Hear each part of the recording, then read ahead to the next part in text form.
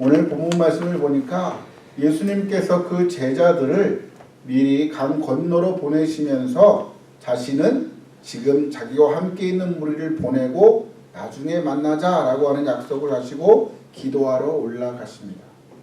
그런데 어떻습니까? 제자들이 예수님을 떠나 호수 가운데쯤 왔을 때 몹시 큰 바람이 불고 아마도 큰 파도가 일었던 것 같습니다. 그런데 그런 모든 상황 가운데 불안해하고 있어요. 어떻게 보면 예수님의 제자들 중에는 어부들 출신인 것 많이 있지 않았겠습니까? 또 우리는 그렇게 잘 알고 있지 않습니까? 그 웬만한 이 어려운 가운데서는 끄떡없는 것이 또 어부들의 모습 아닙니까? 어부들의 삶이란 그러한 어려움들을 각오하고 호수로 가서 물고기를 잡는 것들이 바로 어부들의 삶 아니겠습니까? 그런데 그러한 제자들도 두려워할 만큼 큰 바람이 불고 이제 배가 뒤집힐 만한 그런 상황 가운데 이르렀다는 겁니다. 서로가 다 힘들어하고 있을 그 순간에 멀리서 정말 이상한 물체가 보이기 시작했어요. 사람들은 그것을 보자마자 갑자기 유령이다! 라는 소리와 함께 더 그 이전에 느끼지 못했던 두려움 가운데 빠지기 시작합니다. 그때 예수님이 찾아와서 하시는 말씀이 무엇입니까? 나다. 두려워하지 마라. 한마디 더 하시죠. 안심하라. 나니 두려워하지 마라.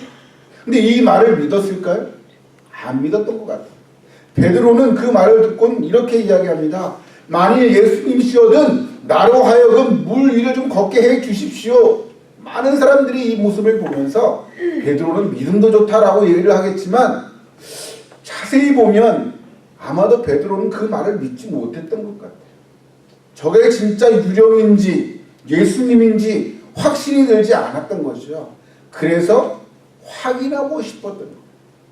그때 예수님이 오라고 합니까? 나와 걸으라. 베드로는 겁도 없이 또 물 위를 걷습니다. 그러다가 어떻습니까? 물에 빠져 허우적대. 예수님이 또 말씀하시죠. 믿음이 없는 자여 왜 의심했냐. 그러고선 배에 오르시는 장면. 이게 바로 오늘 본문 말씀입니다. 이곳에 계신 분들 중에는 예수님을 믿지 않는 분이 하나도 없습니다. 다 믿는 사람만 여기에 쫙 앉아 있습니다.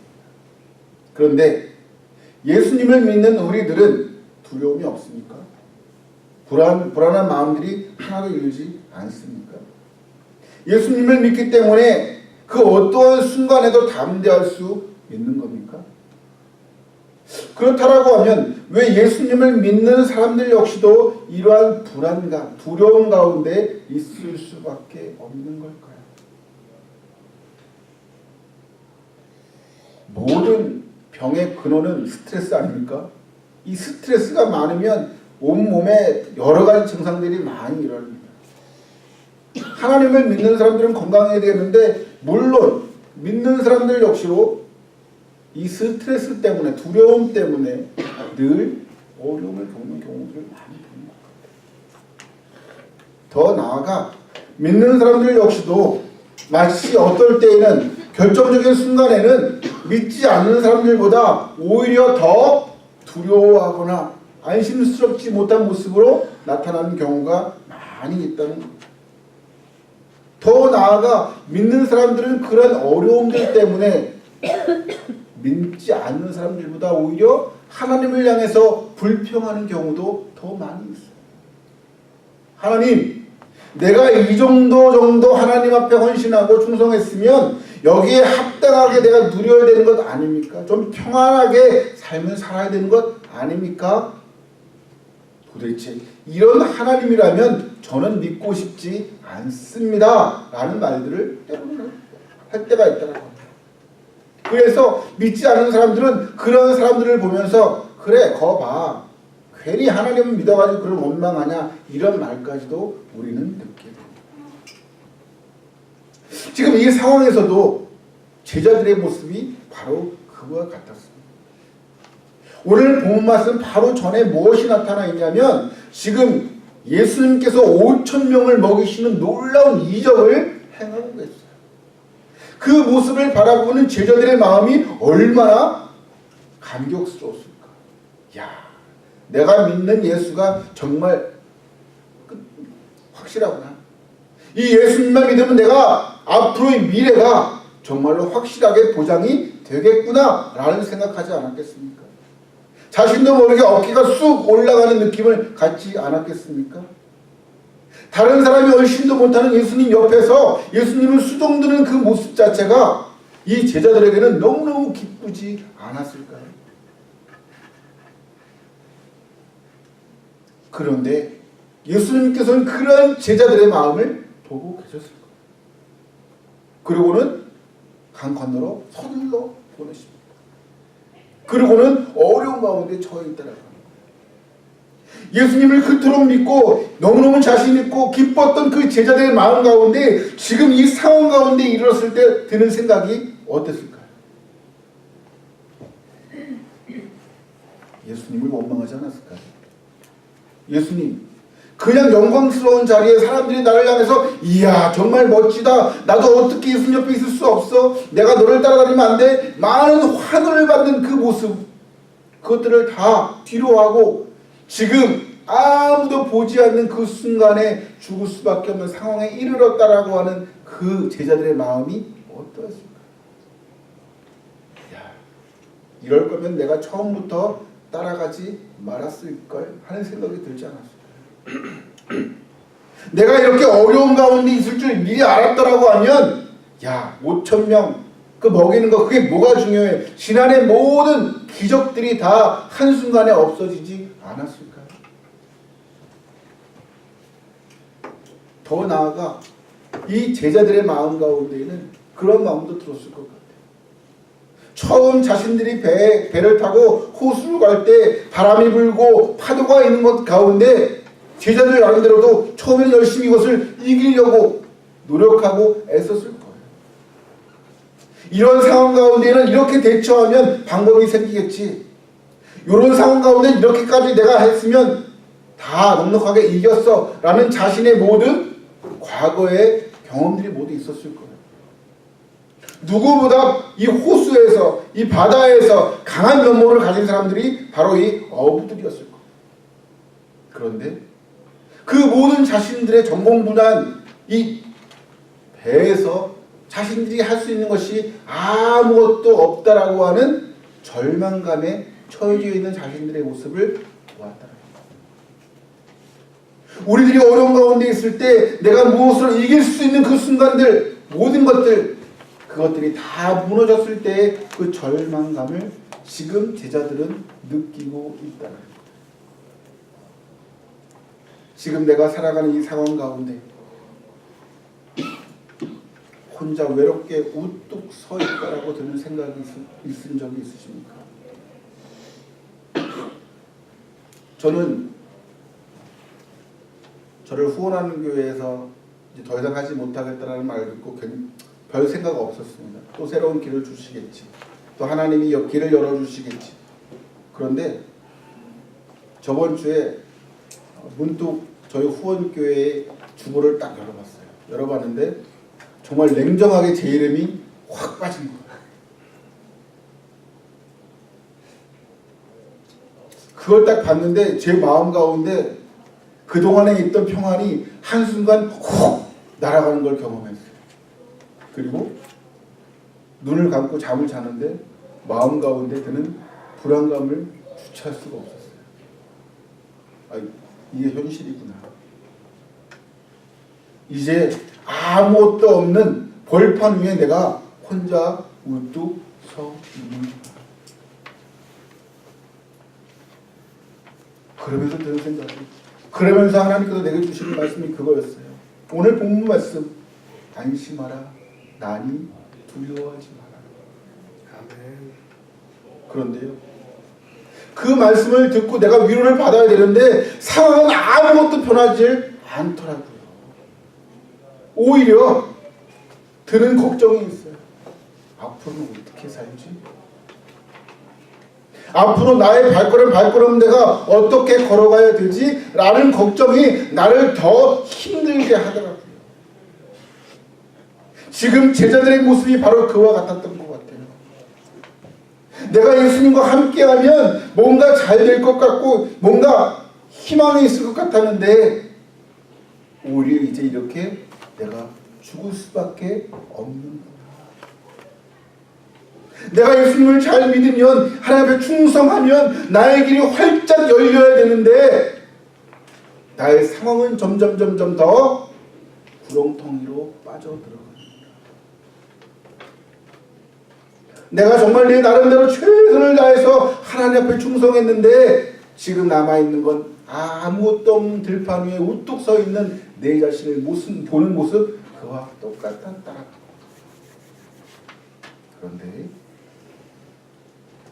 하나님을 믿는 모든 사람들, 모든 성도들 역시도 이러한 상황 가운데 부딪히는 경우가 있습니다.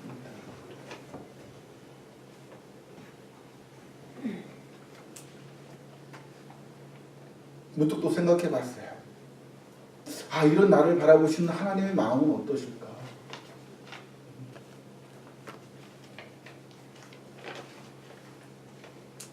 제가 우리 아이들을 중국에 있을 때 이제 아이들에게 수영을 가르친다고 집 앞에 있는 수영장에 이제 끊어주고 수영을 가르치게 했어요. 근데 이제 아이들이 수영을 이렇게 막 처음 배우면 잘 못하지 않습니까? 그래서 선생님한테 배우고 그 후에는 제가 지켜보면서 수영장 왔다 갔다를 20바퀴씩 돌게 했어요. 말이 20바퀴지 이게 쉽지가 않아요. 근데 그 힘들어하는 아이를 바라보는 저의 마음을 한번 생각해 봤어요. 분명히 지금 숨이 꼴깍꼴깍 넘어서 지금 목 여기 턱에까지 찼는데 저희들 그냥 쉬게 하는 게 맞는 건지 아니면 요 고비를 조금 더 넘겨서 아이들이 수영을 잘할 수 있게 만드는 것이 좋은 것인지 그때 수없이 갈등했던 기억이 나요. 그리고 아이들이 막 숨이 꼴깍꼴깍 넘어가서 아빠 이제 더 이상 못하겠어요. 아빠 이제 그만하면 안 돼요. 저기서 좀 쉬면 안 돼요. 그때 제가 했던 말은 그래 좀 쉬어라가 아니라 야 까불지 말고 더 돌아. 얼마나 나를 보면서 답답해했을까. 그러면서 생각했던 것이 내가 하나님 앞에 하나님 지금 너무 힘들어요. 하나님 제가 앞에 갈 길이 보이지 않아요. 어디로 가야 될지 모르겠어요 라고 하는 그 저 앞에 하나님의 마음은 어땠을까. 하나님도 그냥 좋은 길 열어주시고 또 좋은 후원께 만나게 해주셔서 내가 가는 길이 평탄하게 가게 하실 수도 있는데 지금 아무런 반응도 하게 하시지 않는 이유는 나보다도 하나님이 더 답답하시겠다. 안타까운 나를 바라보시면서 그래 조금 더 해봐. 지금 있는 고비를 요것만 넘기면 너는 앞으로 수영을 잘할 수 있어 라고 하는 제 마음과 동일한 마음으로 하나님은 나를 지켜보시지 않았을까라는 생각입니다. 지금 바람과 파도에 허덕이며 죽어가는 그 제자들을 바라보시면서 예수님은 모르셨을까요? 알고 계셨죠. 그런 것들을 미리 알고 계셨죠.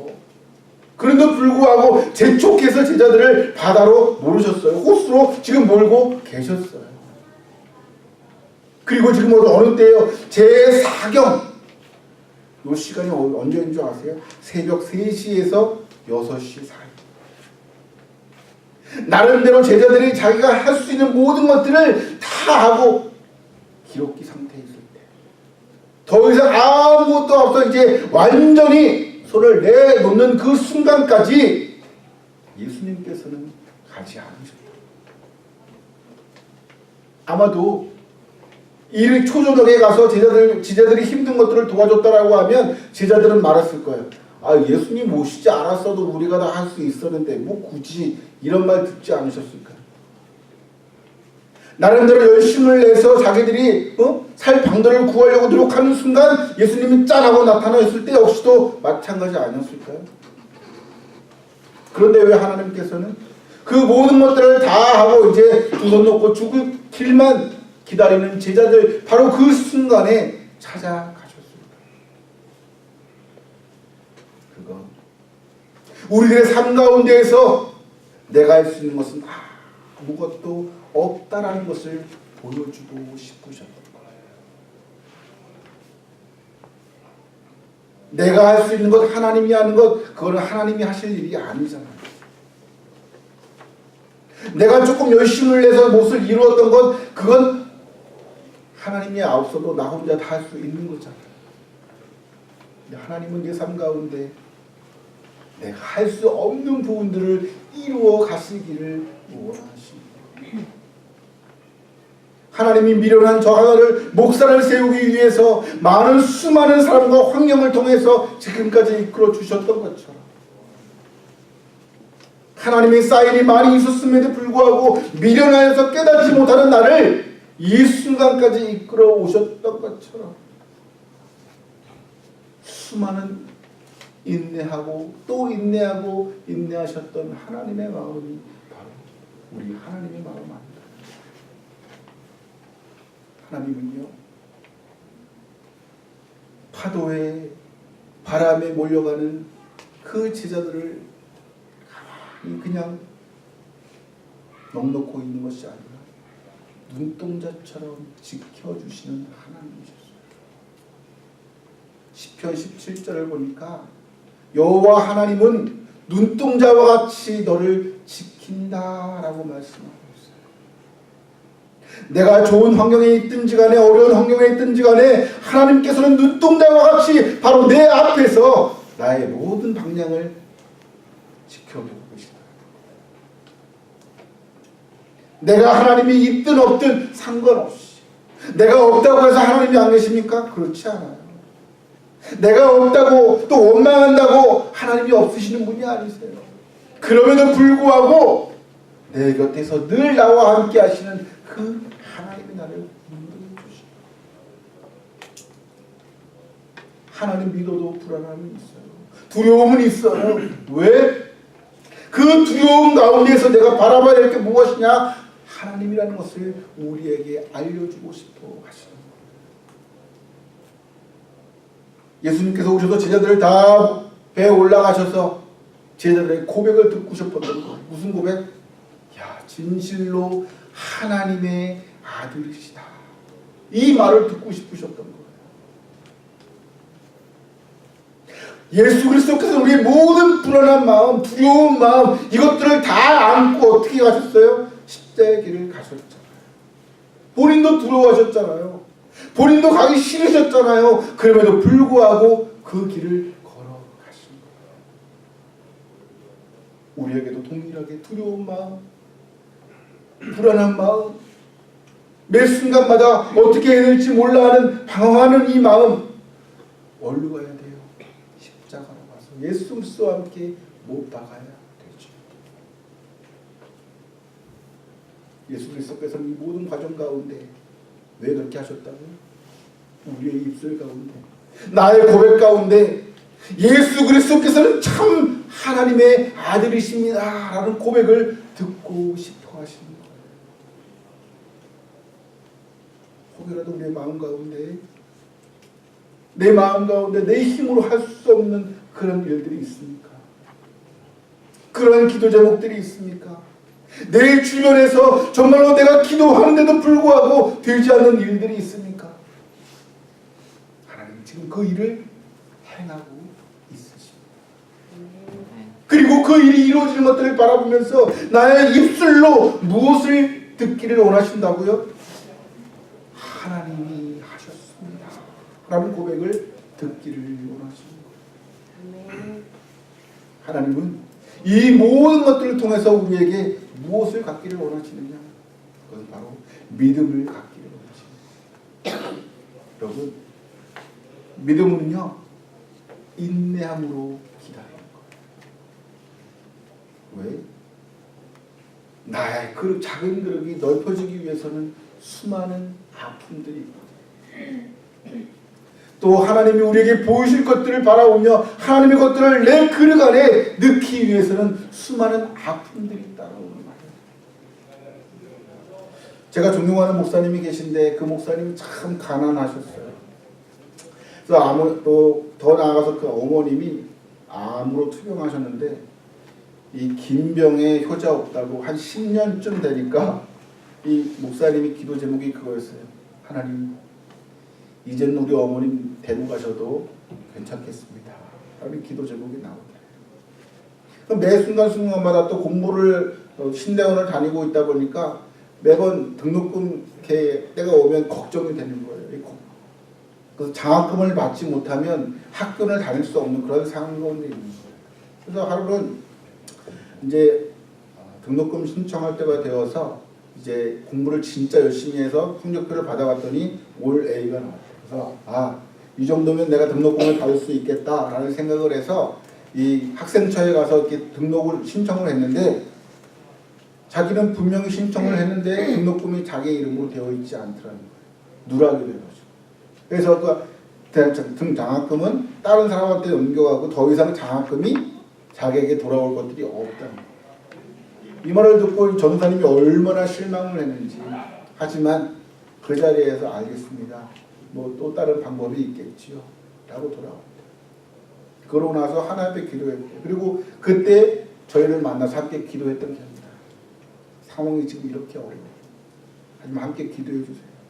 하나님이 분명히 또 다른 길을 주실 거예요.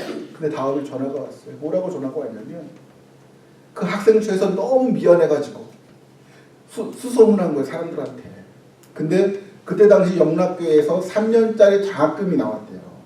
그러니까 누구한테 줄 줄 몰랐는데 그 학생처에서 이 전도사님한테 요것들을 줘야겠다라고 해서 결국은 3년 장학금을 받고 공부를 하셨던 거예요. 그 말을 듣는데 제 마음 가운데 큰 깨달음이 있었어요. 야, 나 같으면 가서 그냥 학생처를 완전히 박살내고 말았을 거지. 그걸 가만히 놔두냐? 그 누락한 그 직원 당장 가서 내가 그냥 따지기 이렇게 했어야 되는 건데 그렇게 해도 누구 하나 뭐 나한테 뭐라고 할 사람이 없는데 그분은 그렇게 말씀하셨어요. 하나님이 또 다른 길을 주시겠죠. 그래서 저는 매번 이런 순간들이 오면 하나님께서 어떤 길을 주실지 오히려 기대가 돼요. 라는 말을 들을 때 제 마음 가운데 참 부끄러움을 느꼈어요. 하나님 앞에 믿음으로 나아갈 때는요. 인내하면서 나아가요. 인내가 결코 쉽지 않아요. 아픔을 감내해야 되기 때문에 그렇게 말하는 그 전도사님의 마음은 오직이나 불안하고 힘들었을까. 그런데 하나님이 함께 하실 걸 신뢰하면서 인내하며 제자들이 그 상황 가운데 힘들었음에도 불구하고 인내하면서 나아갔듯이 두 번째는 믿음인 자의 삶은 힘들고 어려워도 발을 내딛는 거예요. 베드로는요. 아마도 예수님을 바라보며 의심하는 마음도 있었지만 겁없이 물 위를 걸었어요. 쉽지 않은 결단이었을 것 같아요.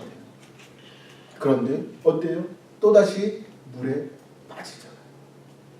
어리석잖아요. 물에 빠질 거 왜 또 시도를 해요? 그런데요. 저는 이 베드로의 모습을 보면서 마음 가운데 부럽다. 왜? 많은 사람들은 절망 가운데 더 이상 걷지 않아요. 포기하고 말아요. 그런데 베드로는 예수님을 보면서 빠질 걸 알면도 불구하고 발을 내디뎌요. 그리고 몇 발자국을 걸어요. 그리고 결국은 어때요? 예수님한테 꾸지람을 받잖아요. 그런데요. 저는 나중에 예수님 승천하시고 베드로가 삶을 살아가면서 절대로 잊지 않는 순간이 있었을 거예요. 호수를 건너가면 바로 그 자리에서 여기서 내가 예수님 앞에 믿음으로 걸었었지. 집사람이 운전을 못하는데 저한테 운전을 조금 배웠어요. 남편한테 운전을 하지 말아야 될 것 중에 하나가 운전 배우는 거 아닙니까? 운전 배울 때 많이 헤어지고 막 이혼하고 막 그런다잖아요. 근데 우리는 어떻게 해죠? 최대한 이제 돈을 아끼려고 이제 저한테 배우긴 했는데 한 번은 이렇게 요철을 넘어가는데 섰다 가야 되잖아요. 이게 갑자기 붕 하고 하는데 그냥 내가 화가 나겠습니까? 안 나겠습니까?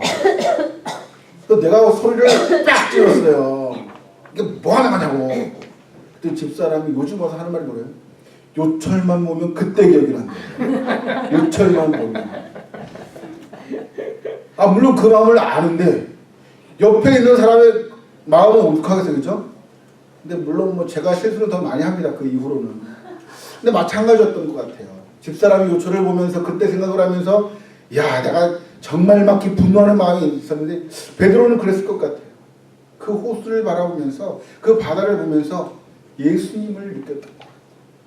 그래, 내가 그때 실수는 했지만 예수님께 꾸중은 들었지만 내가 믿음으로 걸었지.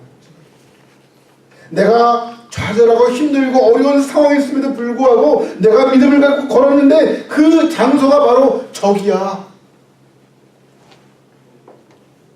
우리들 삶 가운데서도 하나님 예수 그리스도를 만나는 그 발자취 순간 그 경험들을 기억할 필요가 있어요. 그리고 믿음으로 내디디디.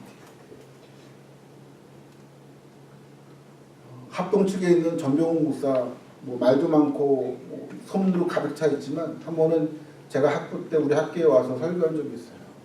그분이 가장 인상 깊었던 것 중에 하나는 많은 사람들을 이해를 못하겠대요. 하나님 앞에 재물을 달라고 기도하는데 그냥 하나님 앞에 간구만 하는 거. 하나님 제발 저게 돈이 생기게 해주십시오. 근데 한순간 하나님의 음성이 들렸대요. 복권이나 사고 기도해라. 많은 사람들은 하나님 앞에 간구하지만 발을 내딛지 않는 거예요. 그냥 사과나무 밑에 누워서 사과가 떨어져서 내 입에 딱 들어오기를 원하는 거예요. 하지만 하나님은요, 늘 내 곁에서 눈동자처럼 지켜보시면서 나로 하여금 하나님을 향해서 예수 그리스도를 향해서 한 발을 내디디기를 원하신다는 거예요. 내가 빠지지 않든 상관없어요. 내가 그것으로 인해서 실패를 하든 말든 상관없어요. 하지만 배를 나와서 걸으라고 얘기하고 있어요. 걸어야 할 얘기가 생긴다니까요. 걸어야 내가 예수 그리스도와의 만남이 이루어진다니까요. 우리 역시도 믿음 가운데 그런 믿음을 가지고 주 앞에 나아가야 된다. 많은 사람들은 다른 사람들이 만났던 예수 그리스도에 관해서 듣잖아요. 여러분들은 예수 그리스도를 만난 체험을 이야기하는 여러분들 되시기를 바랍니다. 그게 참된 믿음 아닙니까? 하나님은 이런 믿음을 가진 사람들에게 확신을 주세요. 저희 둘째가 큰 수술을 했어요. 낳자마자. 괴사성 장염이라고 장이 썩어가는, 원인도 알지 못하는. 근데 이제 거의 죽게 됐는데 요즘은 그 자국이 점점 커지잖아요. 크면 클수록. 그래서 이제 수영장 가는 걸 별로 안 좋아해요. 이렇게 흉터가 크니까. 그래서 늘 저는 둘째한테 얘기합니다. 요셉아, 그건 하나님이 너에게 주신 큰 흔적이야. 그걸 보면서 창피하지 말고 오히려 감사해. 네가 힘들고 어려운 일들이 오더라. 그 흔적을 보면서 내가 힘들고 죽을 만한 고비 가운데 나를 살리셨던 하나님 늘 고백하면서 살아라 라고 이야기를 해줍니다. 지금은 잘 모를 거예요. 하지만 크면 클수록 우리 요셉이는 분명히 그 흔적들이 도리어 자신을 더욱더 크게 하는 힘이 될 거랍니다.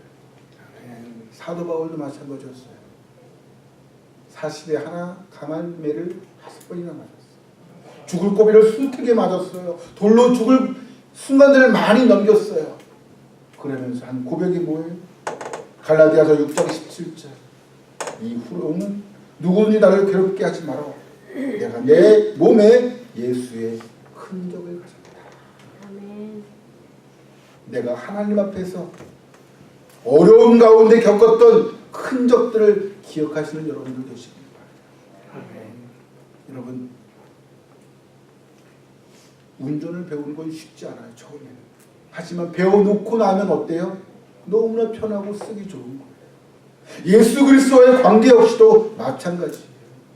내가 예수 그리스도를 만나고 체험한 그 이후에는 나의 믿음이 누구보다 더 강해진다라고 합니다. 그리고 오히려 예수 그리스도를 따라오는 사람들에게 예수 그리스도는 이런 분이야 라는 확신을 주게 되었습니다. 저는 우리 장로님과 권사님을 보면서 그런 마음을 가져요. 살아온 과정을 보면 얼마나 많이 힘들었던 경험들이 많으셨을까. 그 가운데서도 믿음으로 극복한 일들이 얼마나 많으셨을까. 저분들은 그냥 아까 그래서 제가 말씀드린 거예요. 우리 곁에 계신 것만 해도 힘이 되시는 분들. 저분들이 던지는 말 한마디 한마디가 그냥 잔소리처럼 들릴 수 있겠지만 저분들의 삶을 통해서 예수 그리스도를 전하는 한마디가 됩니다. 저분들을 바라보며 우리도 그 길을 따라간다. 여러분의 삶 가운데에도 동일하게 사도 바울이 고백했던 것처럼 예수 그리스도의 흔적을 살아가는 여러분 모두가 되시기를 간절히 바라겠습니다. 기도하겠습니다.